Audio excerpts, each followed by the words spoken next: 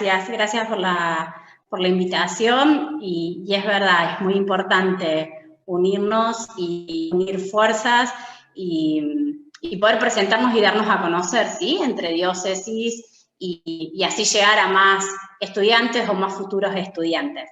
Bueno, y pido disculpas de antemano si llegan a escuchar el timbre o algo así, porque yo estoy dentro del instituto, ¿sí?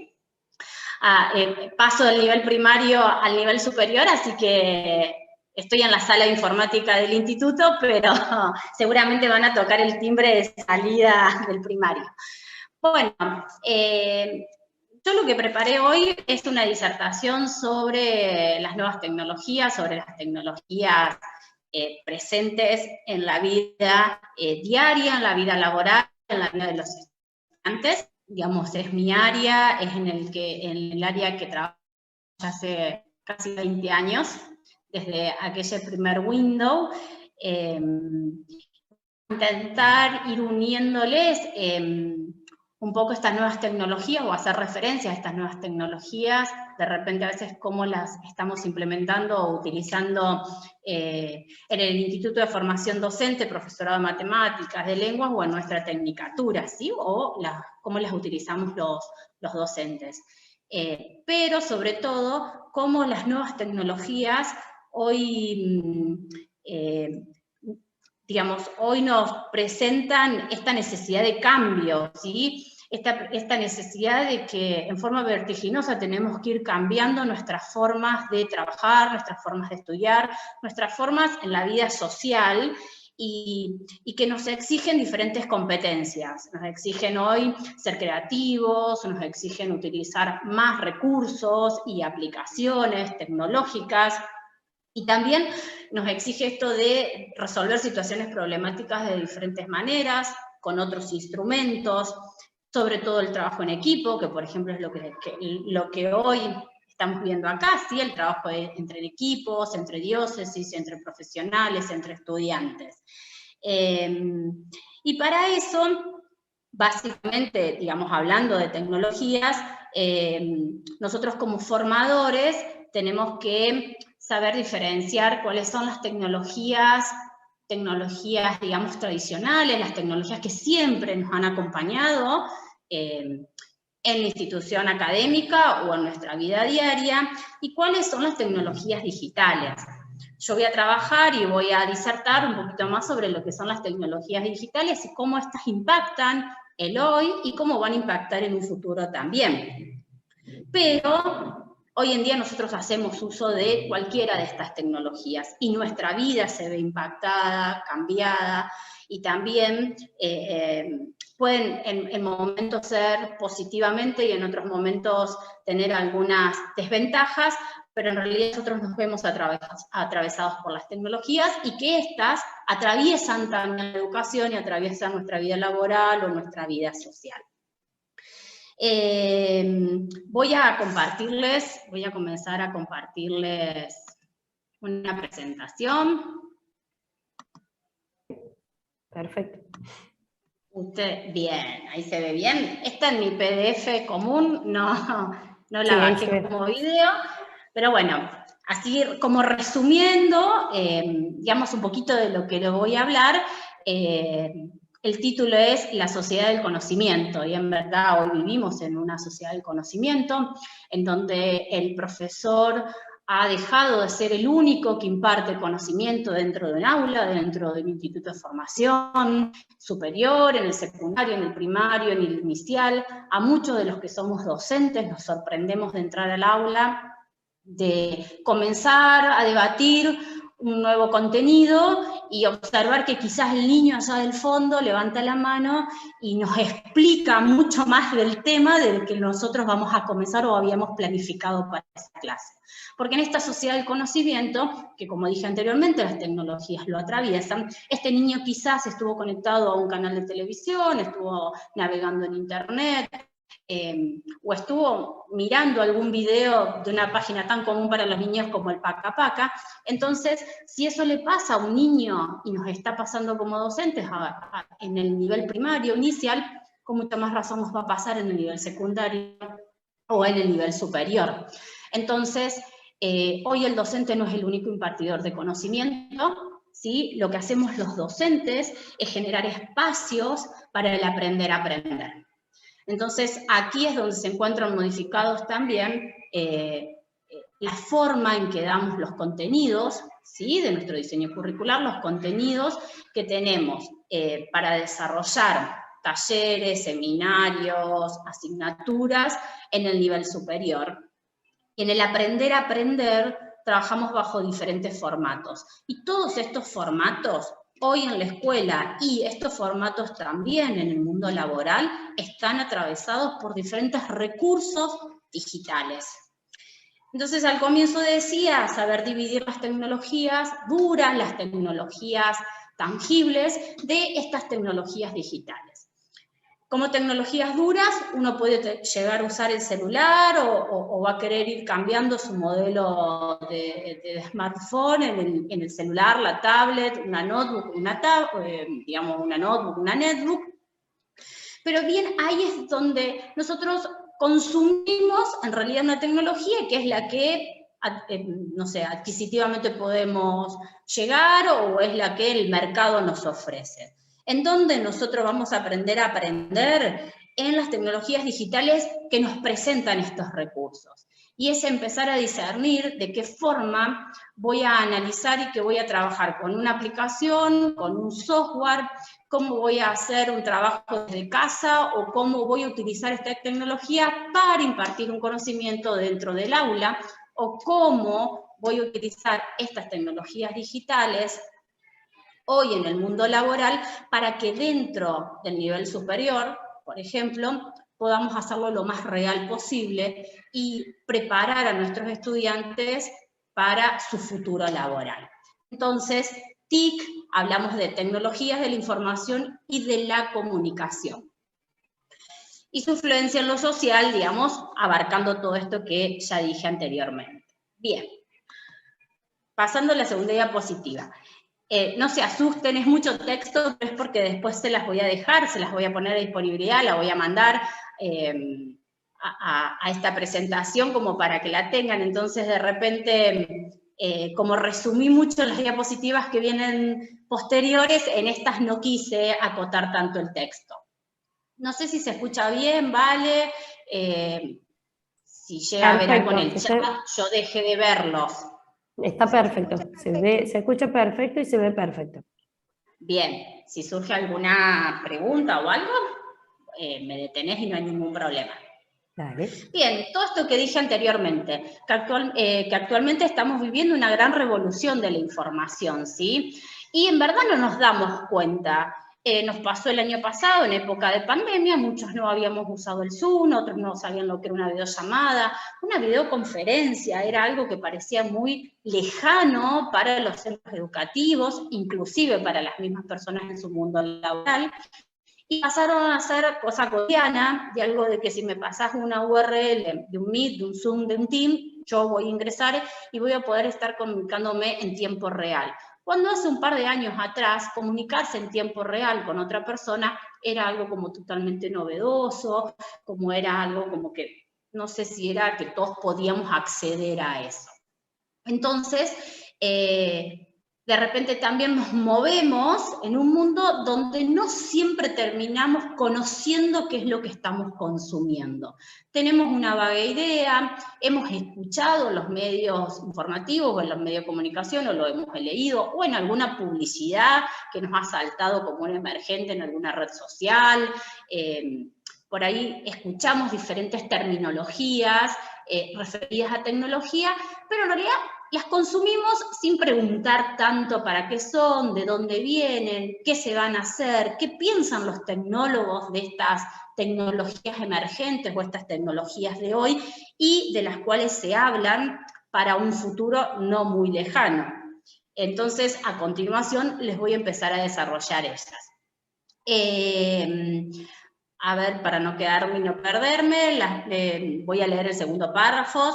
Las personas, tanto las que están estudiando como las que ya han finalizado sus estudios de aprendizaje y tenemos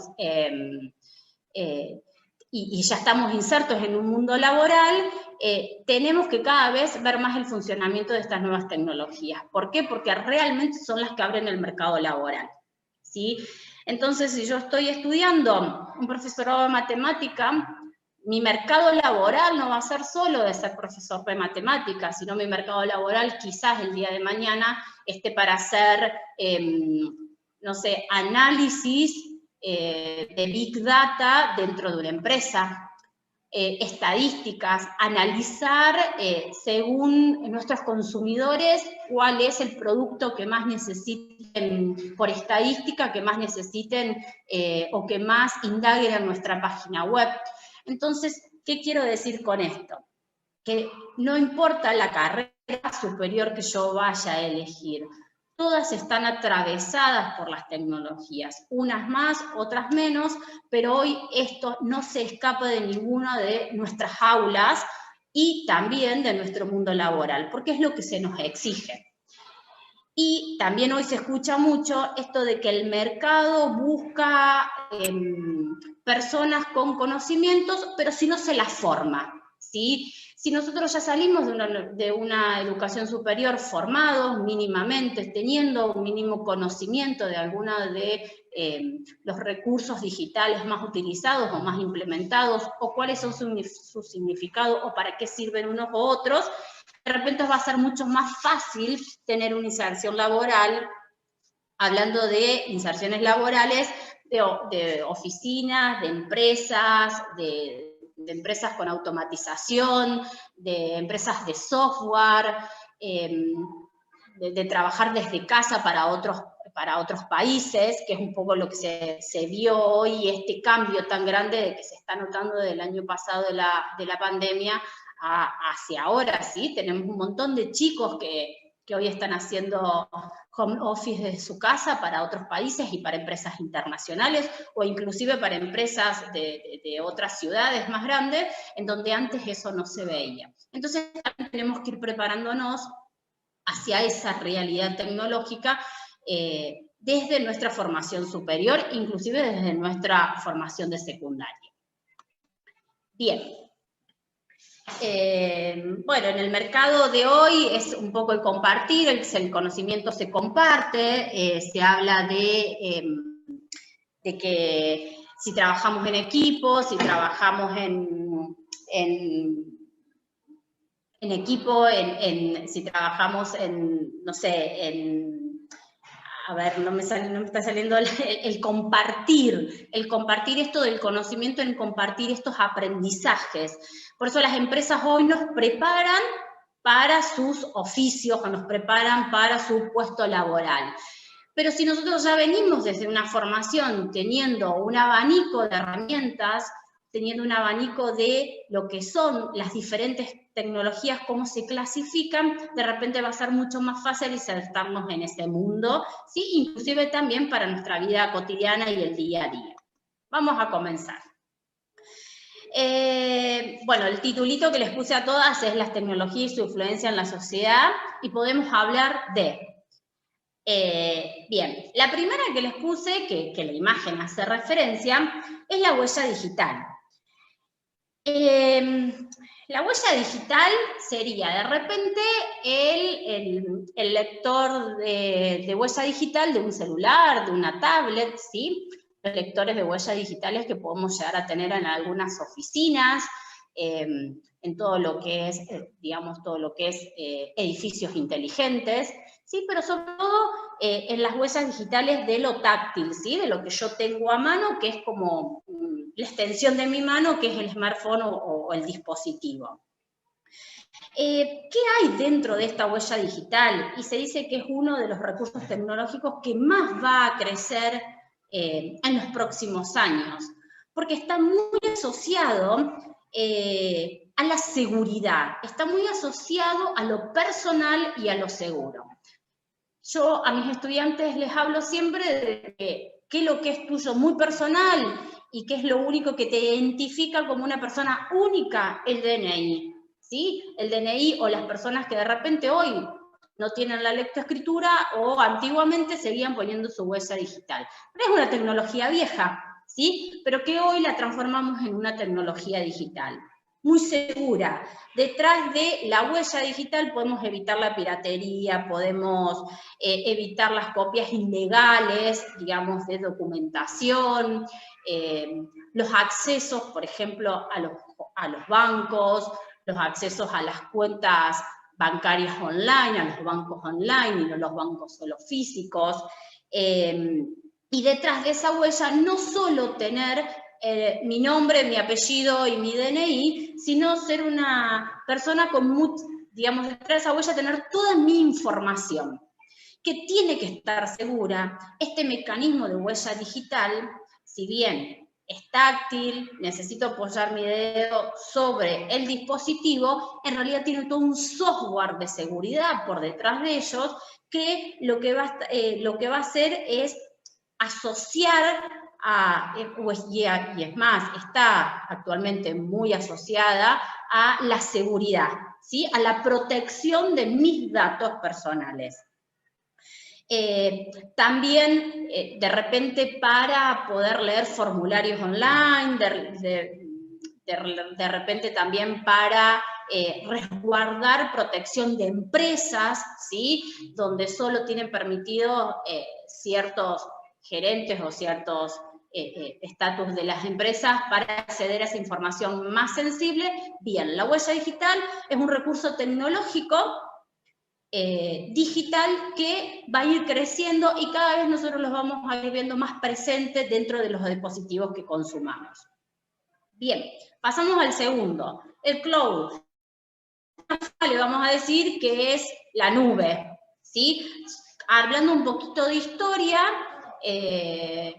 en el año 1996, por allá Windows, el sistema operativo Windows, es el primero que acuñó este término en la nube, guardar en la nube. ¿Con qué? Con su Windows 8, la presentación de su Windows 8. Todos sabemos que Windows es un sistema operativo que se maneja sí o sí con un mouse. Sí, desde sus inicios es que se maneja desde el Windows 3.11 con un mouse. Bien, en el año 1996, bueno, a la Argentina llegó un poquito después, apareció la primera tablet, ¿sí? Con Windows. Necesitábamos un mouse, entonces Windows incorpora el sistema táctil. El Windows 8 con sistema táctil que se le dio a las tablets y también a las computadoras táctiles, y hubo un modelo de celular, que era, me parece que era el modelo Nokia, de color, que también tenía el sistema operativo Windows, que también conjuntamente fue el nacimiento de Android, el sistema operativo Android de las tablets, que en realidad le hacían competencia a lo que es, digamos, Apple, su propio sistema operativo y sus propias tecnologías. Bien, volviendo. Nace el sistema o este término de guardar en la nube, ¿sí? No guardar más en un dispositivo extraíble como un pendrive, no guardar más en un sistema como un CD o en un disco extraíble, sino poder guardar en la nube. ¿Y cuáles eran estas ventajas? Estas ventajas de, si al principio todos conocemos al Google Drive, que es lo más usado en este momento, pero en realidad antes de que existiera el Google Drive, existió el OneDrive, que era el sistema de Hotmail, ¿sí? Hotmail, la casilla de Hotmail sabemos que es de Windows. Hotmail tenía un apartado, una aplicación que se llamaba OneDrive, que al día de hoy la sigue teniendo y es muy útil, y dentro de él nosotros podíamos alojar en la nube.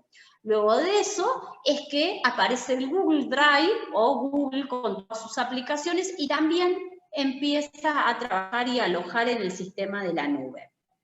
¿Qué es lo que hace esto?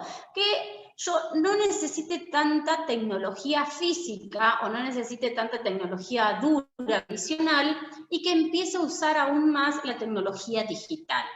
Poder guardar en un espacio, que es un servidor en la nube, o de alguna empresa de las que me ofrece a mí alojar servidores o alojar información en una empresa digamos, los servidores se alquilan o los servidores se compran para tenerlos, o se le compra espacios a empresas que son lo suficientemente seguras para alojar mi información.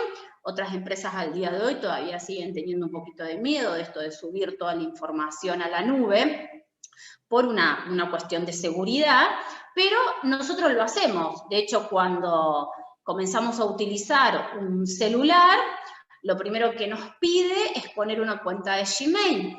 Y una vez que yo asocio y sincronizo mi cuenta de Gmail, me va a traer a todos mis contactos que yo tenía anteriormente alojados en el anterior celular, o me va a bajar todo el Google Fotos y voy a poder acceder a las fotos que tengo guardadas en la nube. Esto quiere decir que vamos a perder el foco ¿en dónde? En comprar un dispositivo con mucho almacenamiento o con tarjeta de memoria para almacenar y guardar. Entonces, solo voy a comprar un dispositivo estándar y este dispositivo estándar voy a hacer que con su memoria RAM funcione más. Entonces voy a ver si tiene 8 GB, 6 GB, cuántos gigas tiene de memoria RAM para que ande rápido. Pero en realidad después guardo en la nube. ¿Cuáles son sus ventajas? Que yo puedo acceder a esa información desde cualquier dispositivo físico. Celular, PC de escritorio, tablet, y lo voy a poder hacer siempre a través de una cuenta de usuario a la cual yo esté asociada. Cuando esto se empezó a utilizar y en realidad tuvo un crecimiento abismal, sobre todo con Android, ¿sí? con el sistema Android, sistema operativo, también comenzó a utilizarse como otro servicio. Si bien el servicio era alojar información, era como tener mi pendrive en la nube o mi información en la nube, empezó a utilizarse para otros servicios. Por ejemplo, para el de las películas, Amazon, para la venta de libros, para YouTube, ¿sí? Empezó YouTube a almacenar y a guardar lo que hoy conocemos. Spotify, no necesitamos más el pendrive, no necesitamos más tener música o la aplicación de música descargada en mi celular. Yo puedo trabajar con una aplicación en línea en donde los temas musicales que a mí me interesan,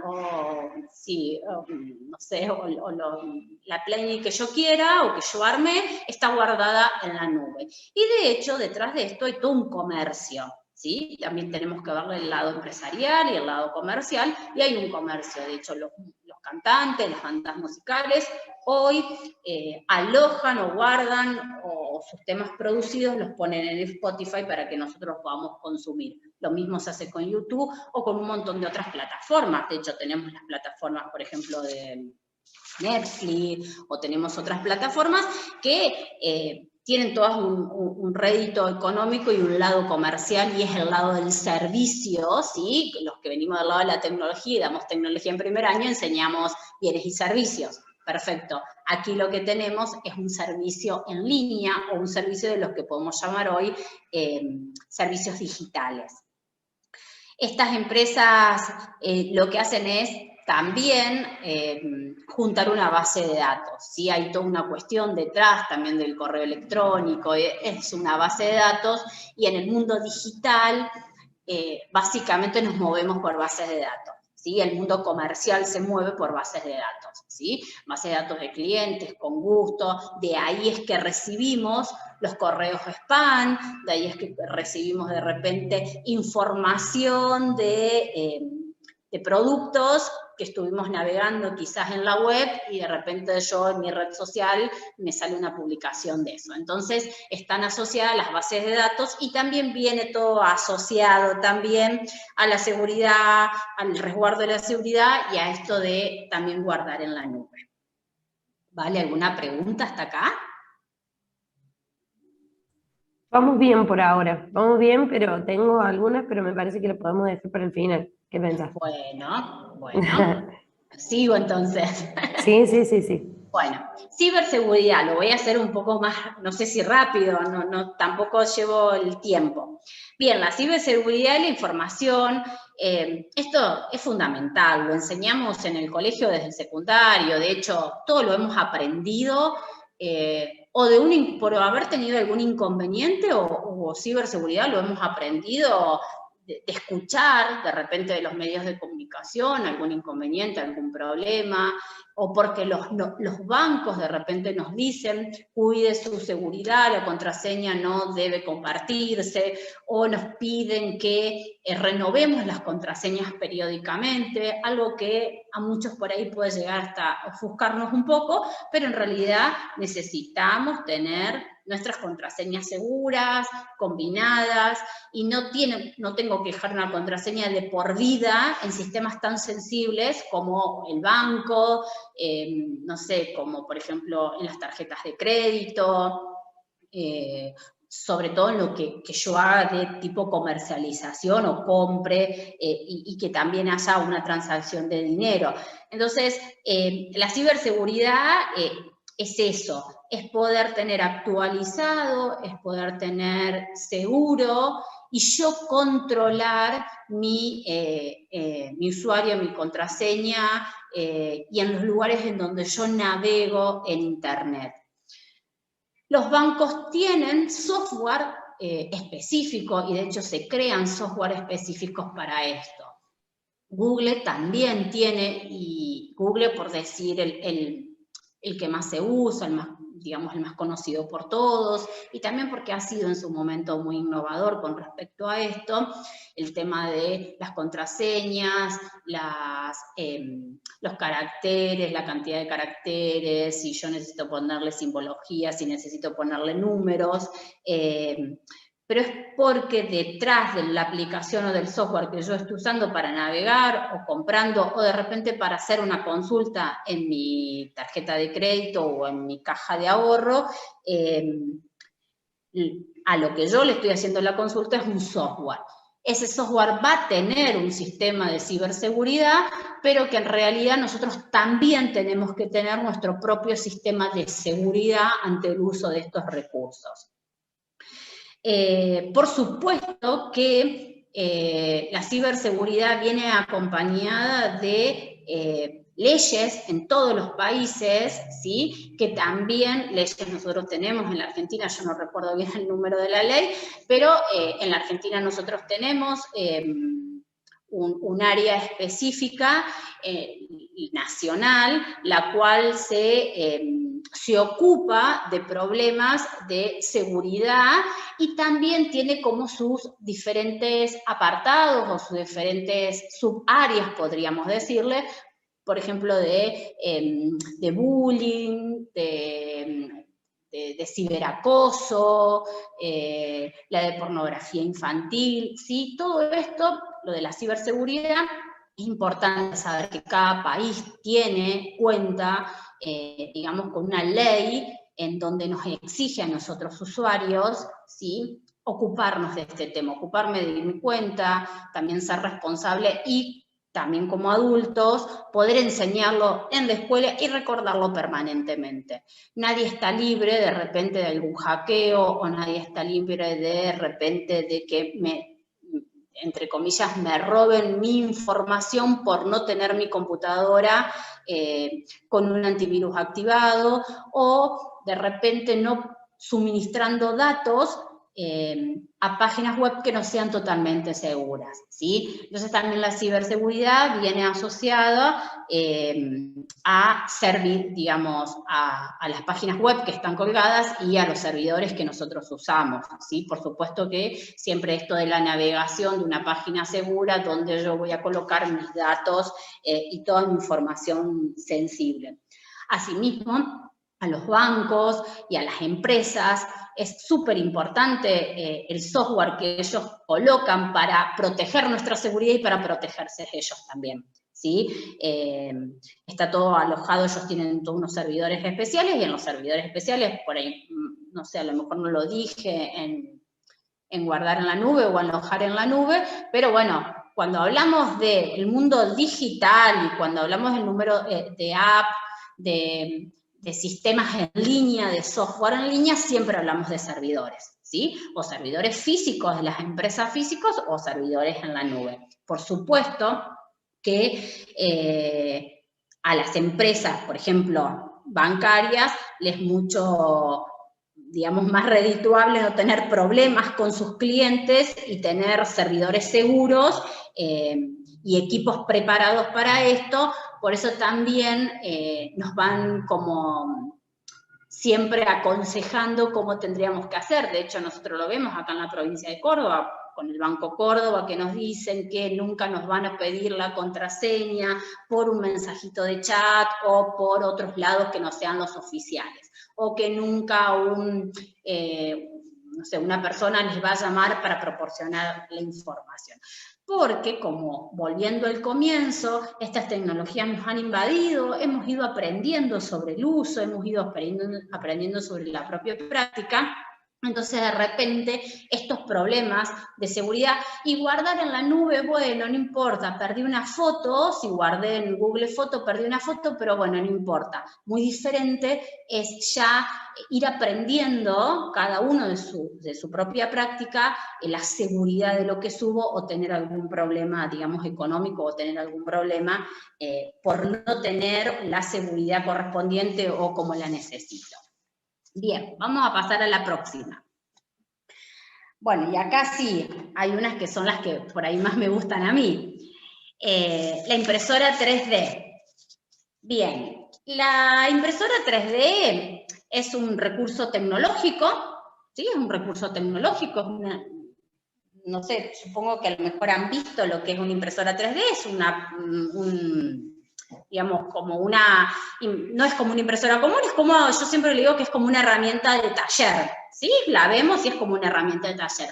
Unas pueden ser más altas, cubiertas de vidrio o cubiertas de alguna protección, digamos, tipo plástico, otras pueden estar descubiertas, pero las impresoras 3D vienen a ser una revolución es una tecnología que une lo virtual con lo físico y vienen realmente a revolucionar.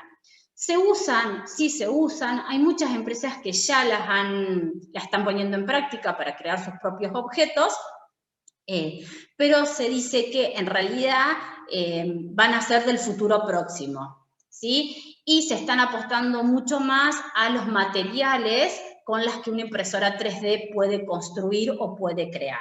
Básicamente, una impresora 3D trabaja con ejes cartesianos X, Y y Z, y lo que va a hacer es tomar de una ilustración virtual, de un objeto virtual dibujado en 3 dimensiones, lo que va a hacer es imprimirme ese objeto con volumen.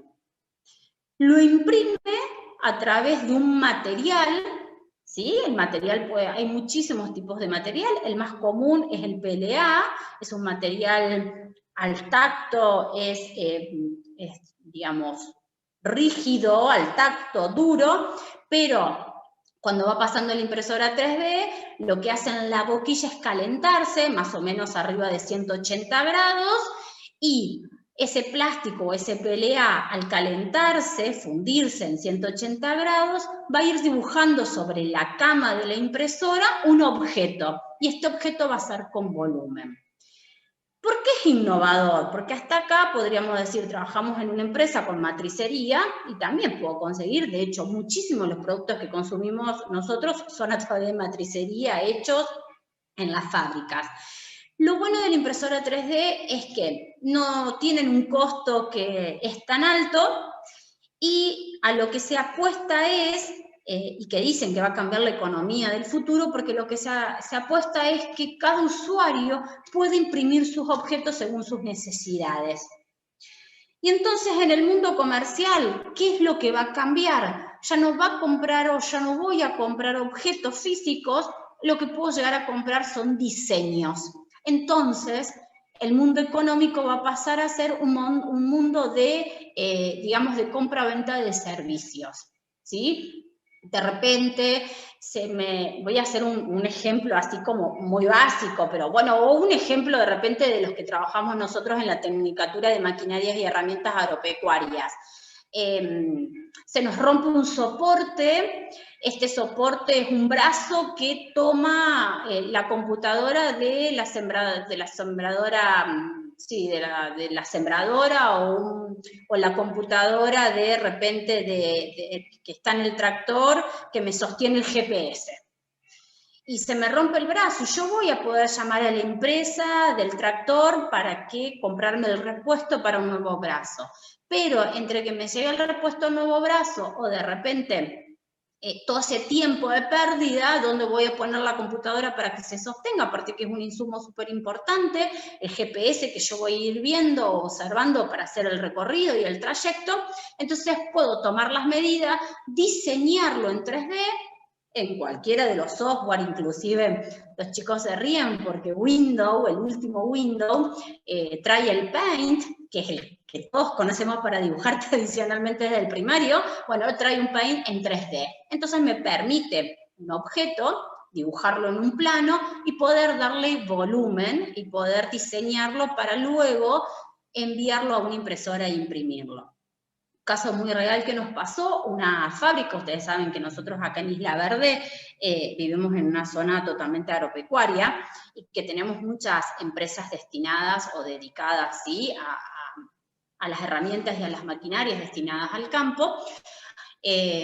También hay una empresa que nosotros todos los años tenemos talleres con ellos que hacen agricultura de precisión. Son muy innovadores, la empresa es una de las empresas más innovadoras de Latinoamérica en cuanto a la agricultura de precisión.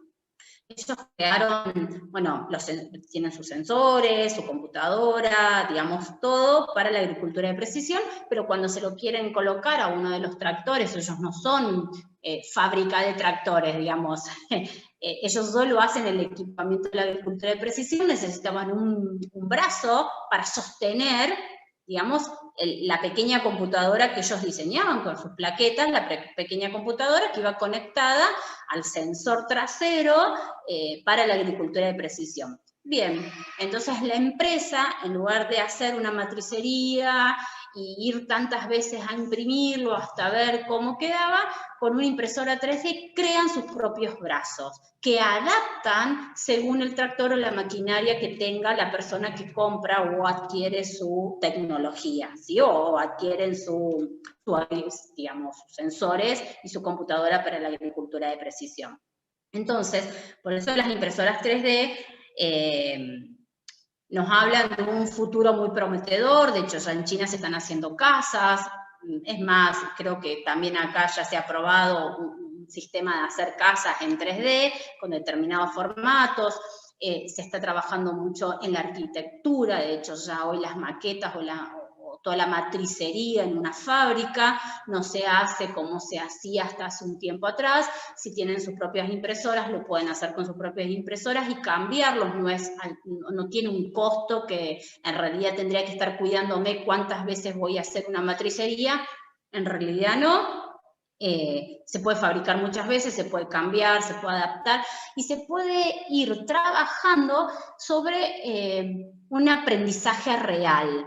Digamos, yo puedo necesitar hacer la manijita de, no sé, la manija de una mesita que se me salió, se me rompió y no se consigue, entonces yo puedo observar, puedo diseñar, puedo imprimir.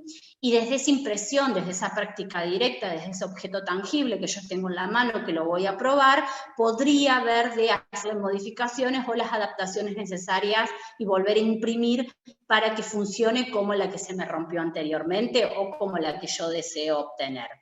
Entonces, la impresora 3D las vamos a ver mucho más presentes en los secundarios, en las carreras de educación superior, no solo en las carreras relacionadas a la tecnología, a la informática, o de repente no sé, a la de maquinarias y herramientas como la que tenemos acá y nosotros la usamos, sino en todas. Y en realidad voy a tener que tener conocimientos generales.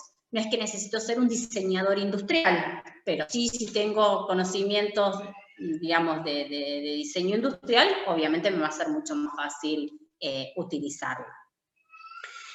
Y para cerrar, algo que también le veo muy positivo es el tema del PLA, vieron que le dije el PLA, que es el plástico, hablando así en forma clara, es el plástico, es un rollo plástico con el que se imprime. Bueno, hay plástico de muchísimas clases de materiales y se estaba trabajando mucho con el tema de los materiales reciclables.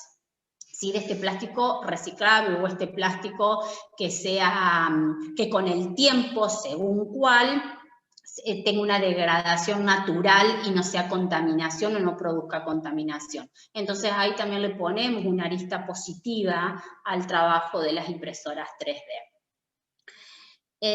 Bien, pasamos al próximo circulito, que es la Big Data, que es un poco, ya lo estuve hablando, ciberseguridad, la Big Data, muchos lo hemos escuchado y se escucha. La Big Data en realidad es un software, es un sistema de información y de datos que van acumulando empresas, que van acumulando las páginas web, y esta Big Data sirve para permitir identificar patrones, para agrupar, analizar o utilizar, digamos, la navegación, la elección de los usuarios para la empresa, para ofrecer de repente un producto, un servicio, para una venta. Data es mucha información, resumiéndola y así hablándola como en términos más claros, es información que circulan en las páginas web o en las determinadas páginas web o en determinados software.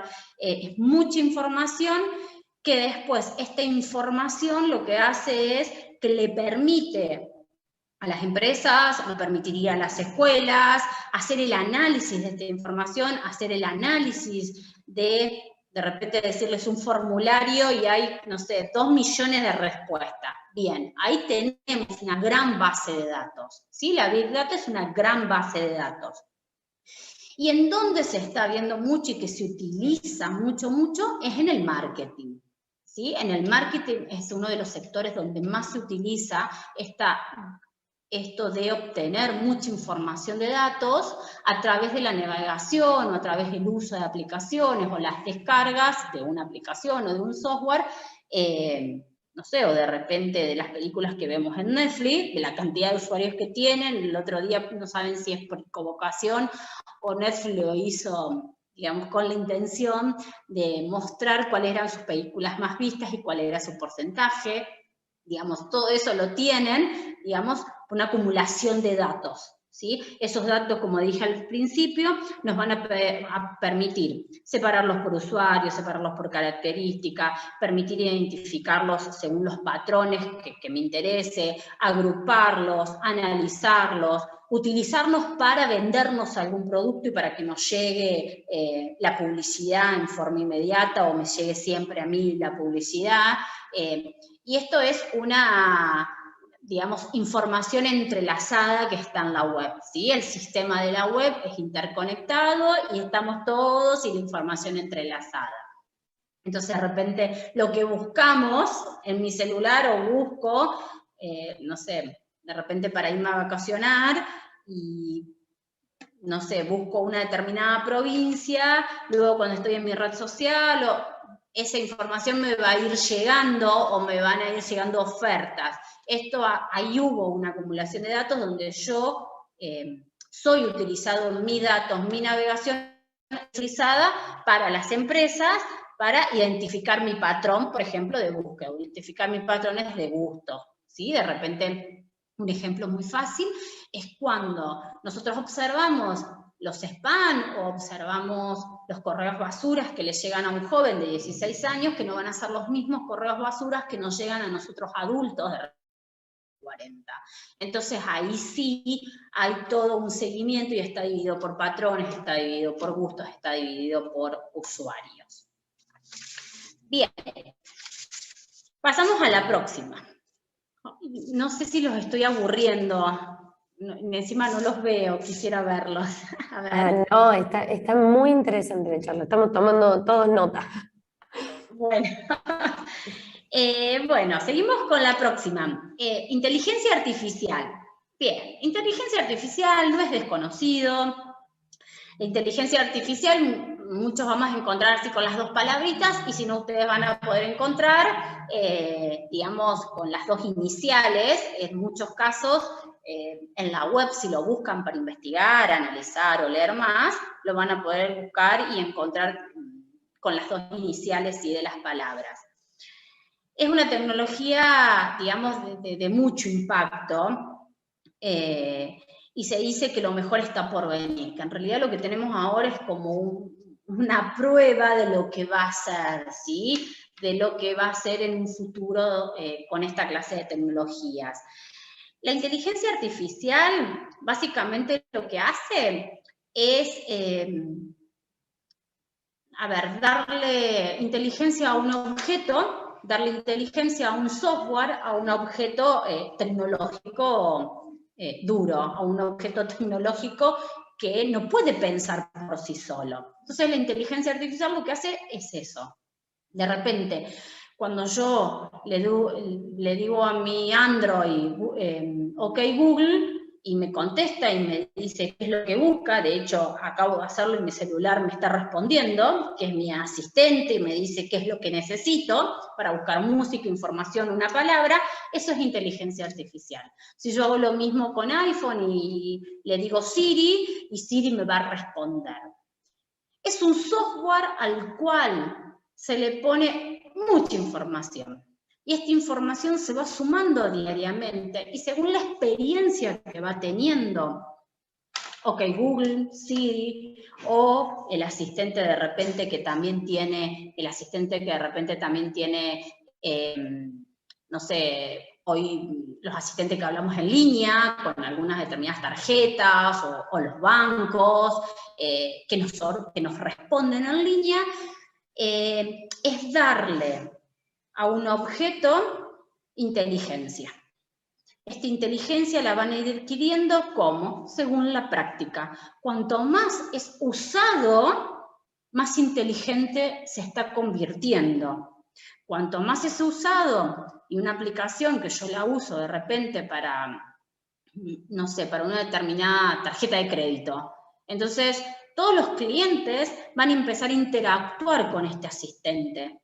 Van a empezar a interactuar con este bot, con esta inteligencia artificial, y este asistente, sus primeras respuestas van a ser, digamos, más básicas, o se va a tomar sus tiempos, o van a ser respuestas, digamos, más cerradas, pero con el uso de más usuarios, con este asistente interactuando con esta tarjeta de crédito que estoy dando de ejemplo, lo que vamos a hacer es nosotros, usuarios, ir dándole inteligencia, ¿sí?, a este asistente. Lo mismo hacemos con cualquiera de los que ya usamos, por ejemplo, el comando de voz para el televisor, que es el sistema de Google, ¿sí?, de Android, que es el más conocido, ¿sí?, y el que todos hemos tenido oportunidad de observar, ver, o de utilizar, o de implementar diariamente.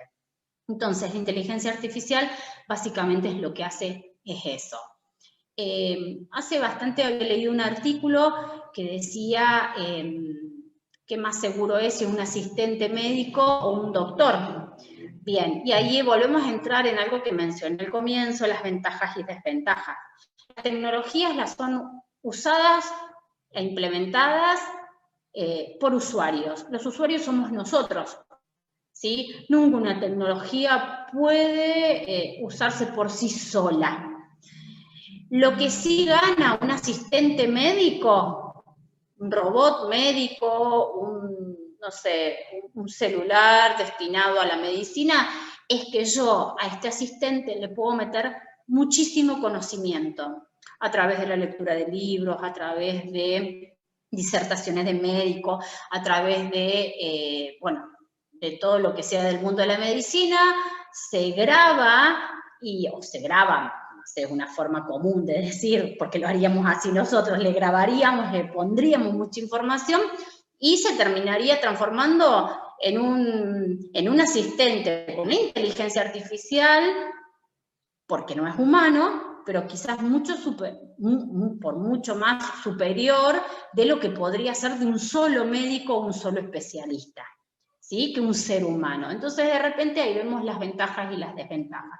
Pero es muy útil. De hecho, si bien no le hablamos a una máquina médica para hacernos un estudio, pero en realidad lo que tiene no es una inteligencia artificial para hacer el análisis, para hacer un mapeo, o cuando hablamos también de los geoposicionamientos, los geolocalizadores, que si bien también entran en la realidad virtual, pero también tienen información, data, dentro del aparato que sería la inteligencia artificial. Bien, paso al último. Y en el último tenemos, bueno, los dos como más comunes, que podemos encontrar en el ámbito educativo. Se están hablando mucho de estas dos terminologías, de estas dos tecnologías, la programación y la robótica, la realidad virtual o aumentada. De hecho, también todos hemos tenido acceso de repente a conocer algunas de estas dos tecnologías. Programación y robótica, el pensamiento computacional. Desde que vengo hablando, no necesito decir que todo está programado, ¿sí? Que la antigua computadora fue programada y que esa antigua computadora con comando, con un algoritmo, con un sistema de programación, que solo lo hacían unos pocos, ¿sí? Solo lo hacían unos pocos, que eran los analistas programadores, los ingenieros. Hoy los jóvenes, y de hecho en cualquier carrera de nivel superior, podemos aprender a programar. Hay muchas formas de programar, y de hecho lo hacemos en nuestra vida diaria cuando programamos nuestro Smart TV cuando apenas lo compramos, cuando programamos por primera vez nuestro smartphone cuando lo sacamos de la caja, cuando programamos nuestra aspiradora inteligente, la que dejamos en casa, y yo me fui de casa y estoy desde mi trabajo y le doy la orden a determinado momento para que esta comience a barrer mi casa o a aspirar la alfombra, digamos. Nosotros estamos programando, y si no programamos en la vida diaria, programamos de repente, bueno, no voy a entrar en más detalle porque la programación es algo que me apasiona y voy a entrar en lo analógico, digital, y no, pero programar es, digamos, algo que lo hacemos a un objeto físico, siempre se lo damos a un objeto físico, o programamos para que este objeto físico a la computadora, esta programación se vea reflejada en un robot, ¿sí? La aspiradora automática, el televisor, serían, yo le digo a mis alumnos de primer grado, les digo que son los mini robots que tenemos en casa, los parientes más cercanos del robot que ellos imaginan que es el humanoide, que en realidad no estoy hablando de esa clase de robot. Entonces, la programación va a ser una necesidad, y es una necesidad hoy en día poder resolver situaciones de programación, aprender a programar, ¿sí? Aprender a hacer nuestro propio software. Y no solo con esta programación, para los que somos más mayores, que era la programación a través de comandos de inglés técnico, sino hoy se están usando mucho las programaciones mucho más intuitivas, a través de bloques y de comandos, para hacer software que los usemos en el mundo digital, o para programar, esa programación pasársela a dispositivos físicos. De repente, bueno, no sé si ven, por acá atrás mío están los robots que trabajamos en el nivel primario y en el nivel secundario. En el terciario lo que hacemos es trabajar con la parte interna de los robots, que es programar las placas Arduino, ¿sí? Que quien conozca de algo de electrónica y electricidad, también están muy relacionadas y son áreas que se interrelacionan. También es una necesidad porque hoy escuchamos mucho de la domótica y escuchamos mucho de las casas inteligentes, que también es algo que se va a ver mucho en el futuro, pero no solo por una cuestión tecnológica, sino por también una cuestión del medio ambiente. Entonces, la domótica, las casas inteligentes, es una programación hacia un dispositivo que sería un dispositivo de, digamos, de robótica. Lo que nosotros hacemos básicamente es programar con comandos, con procesos, para cumplir un determinado objetivo, ¿sí? Cumplir un determinado objetivo de repente para llegar a determinado lugar si es un objeto físico, o para cumplir un determinado objetivo para hacer un videojuego, o hacer un software para mi clase de geometría, o hacer un software o un juego para que los chicos en la clase de literatura, a medida que van haciendo lectura, voy yendo y trabajando este juego y al final me dé un resultado y hay una instancia de enseñanza y aprendizaje. Lo mismo también para el tema de otras áreas como la biología, otras áreas como la geografía. Entonces, digamos, la programación y robótica cada vez están más presentes, son palabras que las escuchamos siempre, y que no solo hacemos, digamos, no solo observamos robótica o lo tenemos que unir a un robot con piernas y con brazos tipo humanoides, que sí los están y que hoy lo que se está haciendo es la combinación de la robótica, la programación, en la robótica con aspecto humanoide, con inteligencia artificial. Entonces, de hecho, por eso vemos en China el primer conductor de un, digamos, de un noticiero que es un humanoide, ¿sí? Se le suma la información y expresa, habla y responde, digamos, como si fuese una persona. Hay también una cuestión muy por ahí en el área de tecnología la hablamos mucho, el tema de si todas estas tecnologías van a desplazar o qué es lo que van a pasar con los trabajos rutinarios, con los trabajos tradicionales. En realidad, yo siempre lo que digo es que vamos a cambiar, van a cambiar las formas de trabajar. De hecho, hoy los nenes que tenemos en un cuarto grado, que hoy los estamos enseñando y que hoy los tenemos sentados en nuestra escuela, dentro de 20 años, cuando ellos terminen, los estamos preparando para que dentro de 20 años, cuando ellos terminen un secundario de 15 años, para carreras que aún nosotros no existen y no sabemos cuáles van a ser. Entonces tenemos que tener esta amplitud de, o soy estudiante y digamos me intereso, quiero saber, o quiero mantenerme informado, o me gusta, o descubro este lado de la tecnología, o soy docente y hago que a mis estudiantes las tecnologías nos atraviesen en los procesos de enseñanza y aprendizaje para mantenerlos actualizados e ir preparándolos hacia ese futuro que nadie lo conoce, ni ellos ni nosotros, y sobre todo sobre estas carreras o estos oficios o estos trabajos. Para terminar esto, me gustaría decir que lo que se habla mucho es de que lo que va a cambiar no es que van a reemplazar, los robots van a reemplazar a los seres humanos en el trabajo, sino van a cambiar las formas de trabajo, ¿sí? Un trabajo rutinario lo va a comenzar a hacer un robot, lo va a comenzar a hacer una máquina, pero detrás de esa máquina, de ese robot, siempre se necesita un técnico, siempre se necesita quien va a programar, a mantener, a hacer el mantenimiento de, digamos, de esa máquina que antes de repente atendió una estación de peaje. ¿Sí? Antes la atendió una persona, bien, hoy la persona no lo va a atender más, lo va a hacer un robot, lo va a hacer una máquina, lo vamos a hacer a través de código QR, como ya lo hacemos, pero detrás de eso tiene que haber gente especializada, que haya estudiado matemática, que haya estudiado, que tenga una formación superior. Después se va a hacer específico de un área de tecnología, pero mientras tanto que tenga una... digamos, tenga una apertura hacia estas tecnologías. Ahí terminó Vale con la realidad virtual y aumentada. Sí, porque ya nos quedan nada y queríamos hacer unas preguntitas. Bien, la realidad virtual y aumentada es básicamente los lentes 3D.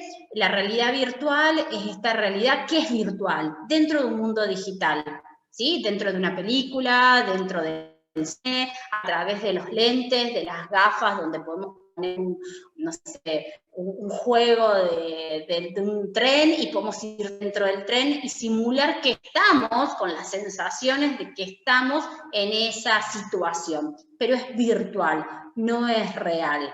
En cambio, la realidad aumentada hace una combinación de la virtualidad con la realidad física, ¿sí? La realidad física de decir, por ejemplo, estoy en el Google Earth, ¿sí? Y tengo el mapa y a su vez tengo ubicado o me voy a mover dentro del mismo mapa o desde la misma región, entonces voy a combinar esta realidad virtual con esta realidad aumentada para hacer uso de ella, que sería otro tema, pero el de la geolocalización, geoposicionamiento, sobre capas, mapas trabajados, es un mundo apasionante para el área de geografía, para el área de historia y para todas esas áreas de esos profesorados.